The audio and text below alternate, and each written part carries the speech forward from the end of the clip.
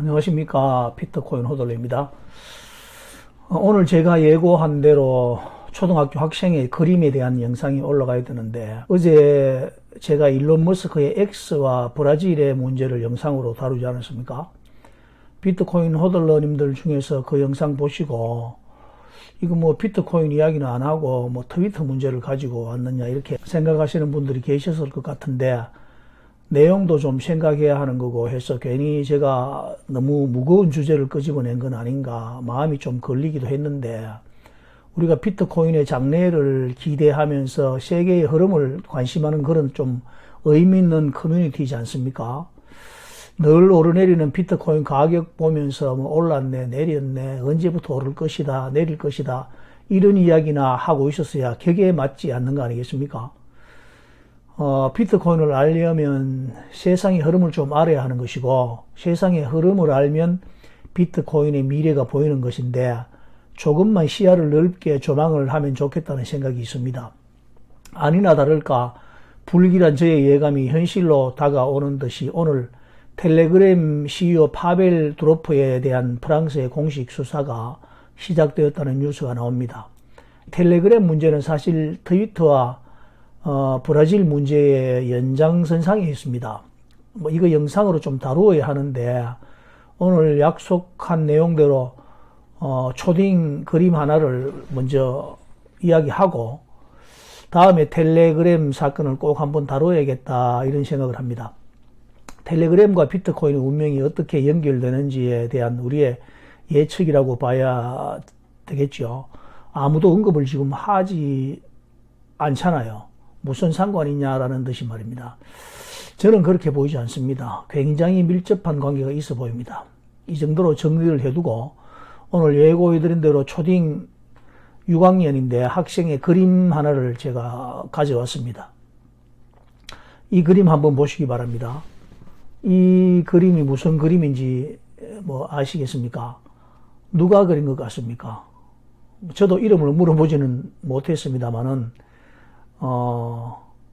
초등학교 6학년 교사에게 제가 입수한 그림입니다. 지난 금요일 학생들에게 10년 뒤에 자신의 꿈과 희망을 그림으로 그리고 구체적으로 발표해보라는 과제를 줬는데, 그 요구에 응답한 그림이라고 합니다. 우상향하는 그래프와 코인을 형상화한 그림입니다. 이 그림을 학생들 앞에 펼쳐놓고 자신의 미래에 대한 계획을 설명하더랍니다.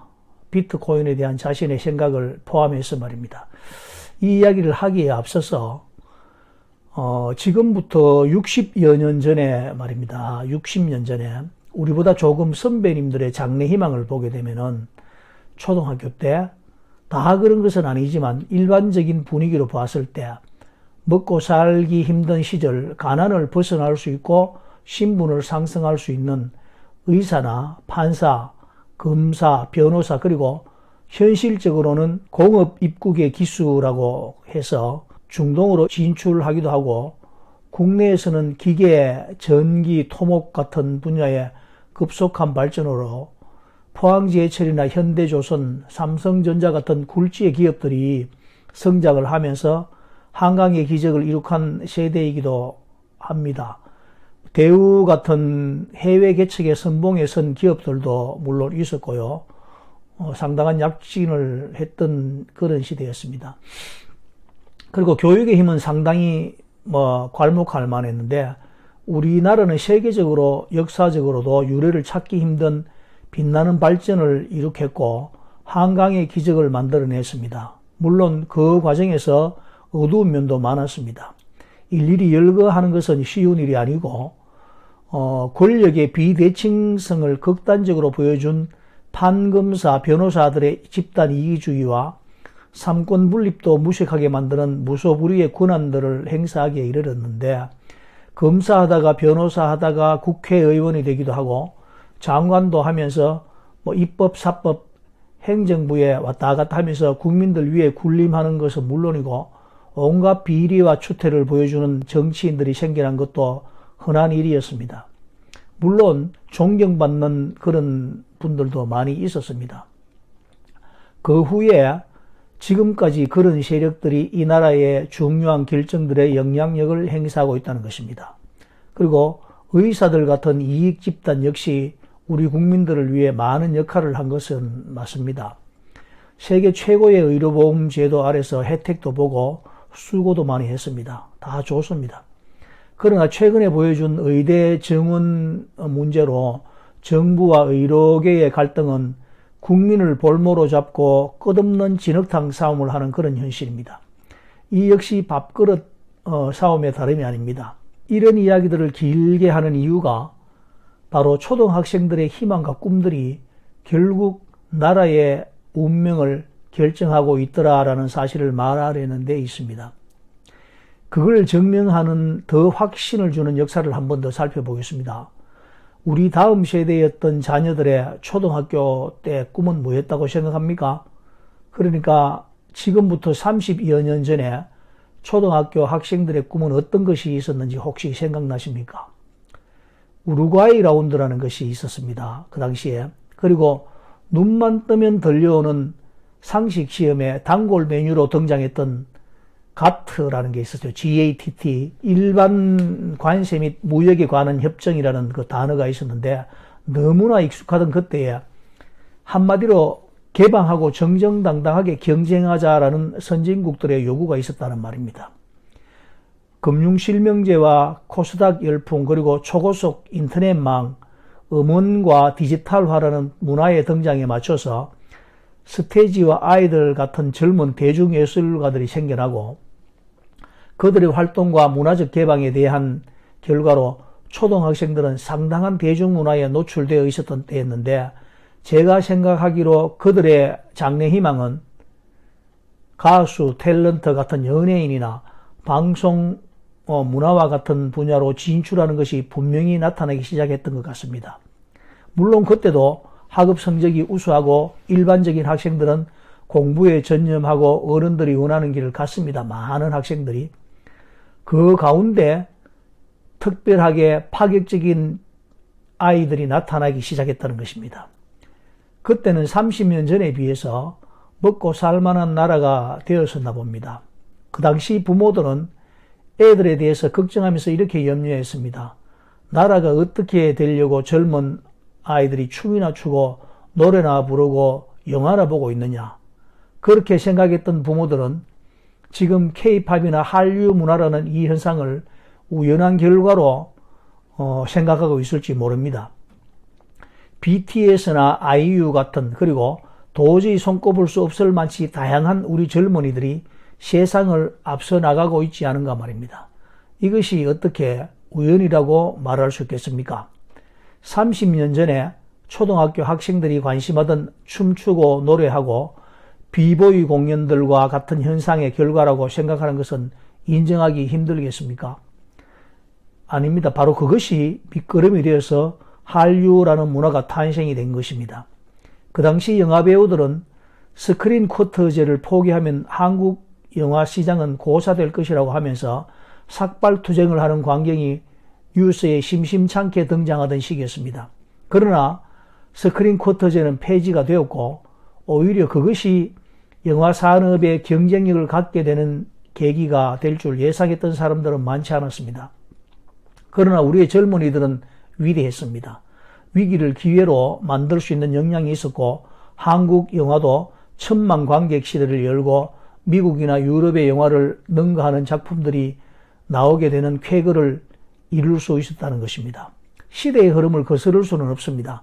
시대의 큰 흐름을 거스르는 것, 그것이 나라의 운명을 망치는 결과를 가져온다는 것을 알아야 합니다. 당당하게 변화하는 문화를 적극적으로 받아들이고 새로운 문명을 수용하는 것이 나라가 발전하는 도약의 발판이 된다는 것을 우리는 분명히 알아야 합니다. 초등학생들의 관심이 어디에 있는지 그것을 소홀히 하지 말아야 합니다. 이 나라의 운명과 미래가 어떻게 될 것인지는 그들을 면밀히 관찰하는 데서 시작되는 것입니다. 스테지와 아이들 같은 소수의 대중예술가와 우루과이 라운드나 가트 협정의 결과인 스크린 쿼터제의 폐지와 같은 국가 간의 이해관계가 나라의 운명을 어떻게 바꾸어 가는지 우리가 깨어서 지켜봐야 한다는 말입니다. 30년 전 스테지와 현진영을 보면서 춤을 추고 노래하던 아이들이 지금 K-팝을 비롯한 한류 문화를 이끌고 있는 주역들이라는 것을 알아야 합니다. 기술을 중시하고 산업화의 주역이었던 세력들의 눈에 비보이 춤을 추고 랩이나 하고 있던 아이들은 절망적이라고 생각되었을 수도 있습니다. 나라가 어떻게 되려고 애들이 춤이나 추고 노래나 하고 있나라고 생각할 수도 있었겠지만 지금 이들이 우리나라를 문화강국으로 만들고 세계의 자랑이 될 줄을 누가 알았겠습니까? 30년 전에 주라기 공원이라는 영화 한 편의 흥행 수입이 자동차 150만 대 수출해서 얻는 수익과 맞먹는다는 조선일보의 보도를 기억하시는지 모르겠습니다. 당시 한국의 연간 자동차 수출 대수는 65만 대 정도였는데 무려 2년 동안의 자동차 수출로 벌어들이는 수익을 미국은 영화 한 편으로 이뤄낸다는 사실을 못 믿어 하면서 망연자실했던 기억이 나십니까? 30년이 지난 지금 한국의 방탄소년단은 그 당시 주라기 공원, 스타워즈와 같은 영화와 비교할 수 없는 파급력으로 세계의 문화를 선도하고 있다는 사실이 자랑스럽지 않습니까? 한국의 중화공업과 반도체 기술을 폄하하는 것은 아니지만 인류의 역사는 그렇게 큰 물결로 흘러가고 있다는 것입니다. 어른들이 자기 세대의 성공에 너무 확신을 가지고 있다 보면 격변하는 인류 역사의 큰 흐름을 놓쳐버릴 수가 있다는 것입니다. 60년 전 새마을운동과 한강의 기적에 취해서 30년 전 스테지와 현진영을 타락한 문화의 산물로 취급하여 용납하지 않았다면 오늘날 대한민국의 빛나는 문화강국의 위치는 없을 것 아닙니까? 그러나 돌이켜보면 우루과이 라운드나 가트 협정과 무관하지 않는 스크린 쿼터제 폐지와 같은 역사적 사건들이 우리의 적극적인 의지에 따라 되어졌다기보다는 강대국들의 압력에 의해 일어난 일들임을 상기할 필요가 있습니다. 한편으로는 우리 국민들이 역사의 변화에 잘 적응했다고 볼 수도 있습니다. 이처럼 현대 인류의 역사라는 것이 글로벌하게 변화되는 과정이라 새로운 문화와 문명에 순응하고 수용하는 것이 필수적인 선택이라는 사실을 잊어버리면 안 된다는 것입니다. 다행스럽게 지나간 30년의 역사는 자의반 타의반으로 역사의 흐름에 낙오되지 않았지만 다가오는 미래를 우리가 적극적으로 수용하지 못하고 현재의 성공에 심취해서 자만하다가는 한 세대가 가기 전에 일본과 같은 길을 갈 수도 있고 제3세계에 우리가 누렸던 영광을 뺏길 수도 있다는 것을 분명히 알아야 합니다. 세상은 굉장히 빠르게 변화하고 있습니다. 사람이 수행했던 대부분의 기술들은 AI라는 인공지능을 탑재한 로봇들이 대체할 것입니다. 경제와 세계의 부를 형성하는 패턴도 전혀 다른 양상을 보일 것입니다. 이러한 변화의 중심에 글로벌하고 탈중앙화된 국경과 이념을 초월한 통화가 나타날 것입니다. 비트코인이 그 역할을 담당할 가능성은 상당히 높습니다.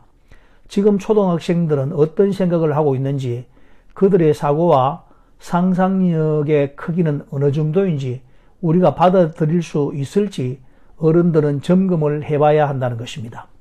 아이들이 잘못된 길을 가면 어른들이 바로잡아주는 세상이 아니라 아이들의 무한한 상상력에 어른들은 장애물이 되지 않는지를 살펴봐야 한다는 말입니다. 비트코인을 국가가 법정화폐로 받아들이고 비트코인 현물 ETF 승인을 하고 있는 이때에 하고 있던 비트코인 선물 ETF마저 금지시켜버리는 결정이 과연 우리의 미래에 어떤 영향을 줄 것인지에 대한 진지한 고민을 해봐야 할 때는 아닌지 다시 생각해 보기 바란다는 말입니다. 60년 전에 초등학생들이 꿈꾸었던 기술에 대한 의지와 의사, 변호사, 판검사에 대한 동경이 이 나라 산업화와 한강 기적의 원동력이 되었고 30년 전 스테지와 현진영의 랩이나 노래와 춤이 현재 우리나라의 한류라는 큰 자산의 원동력이 되었음을 감지할 수 있다면 오늘 초등학생이 그린 우상향하는 비트코인 그래프를 우습게 보아넘길 현상은 아니라는 점을 엄중히 지적한다는 말입니다. 물론 모든 세대를 통틀어 열심히 공부하고 좋은 직장에 취업을 하고 의사나 법조인, 정치인의 꿈을 가진 대부분의 학생들은 늘 존재하는 것입니다. 오늘 제가 말하고 싶은 것은 그런 분위기 속에 특별한 생각을 하는 학생들이 나타나는데, 그런 학생들을 보면서 세상의 변화를 감지한다는데 그 초점이 맞추고 영상을 제작한다는 점을 말씀드립니다.